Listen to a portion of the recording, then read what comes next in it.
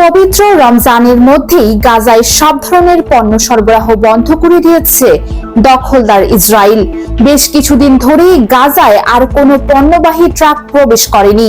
ফিলিস্তিনি সশস্ত্র গোষ্ঠী হামাস যুদ্ধবিরতির প্রথম ধাপের মেয়াদ বাড়ানোর প্রস্তাব প্রত্যাখ্যান করার পর যুদ্ধাপরাধে অভিযুক্ত ইসরায়েলি প্রধানমন্ত্রী বেনিয়ামিন নেতানিয়াহু এই সিদ্ধান্ত নিয়েছেন।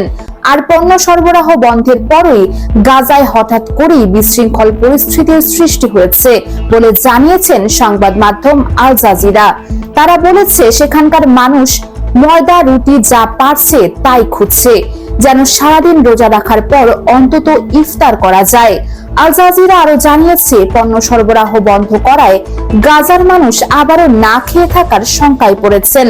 তারা কিছুটা আশায় ছিল হয়তো দখলদার ইসরায়েল স্থায়ী যুদ্ধবিরতিতে রাজি হবে, কিন্তু ইসরায়েল যেহেতু পণ্য সরবরাহ বন্ধ করে দিয়েছে তাই সবার মধ্যে আতঙ্ক তৈরি হয়েছে তারা হয়তো আবারও বর্বর বোমা হামলা চালানো শুরু করবে। গত 19 জানুয়ারি সশস্ত্র গোষ্ঠী হামাস ও ইসরায়েলের মধ্যে 3 ধাপের যুদ্ধবিরতি শুরু হয়। প্রথম ধাপের মেয়াদ ছিল 42 দিন, যা ইতিমধ্যে শেষ হয়ে গেছে। প্রথম ধাপটি শেষ হওয়ার আগে দ্বিতীয় ধাপের যুদ্ধবিরতির আলোচনা শুরু হওয়ার কথা ছিল, কিন্তু ইহুদিবাদীরা চুক্তির শর্ত রক্ষা করেনি। এর বদলে তারা প্রথম ধাপের মেয়াদ বাড়ানোর প্রস্তাব দিয়েছে, যেখানে আরো জিম্মি মুক্তি পাবে। কিন্তু হামাস এই প্রস্তাব প্রত্যাখ্যান করেছে, কারণ জিম্মিদের মুক্তি করে দিলেই গাজায় আবারও বর্বরতা চালানো শুরু করবে তারা। US Bengal news desk.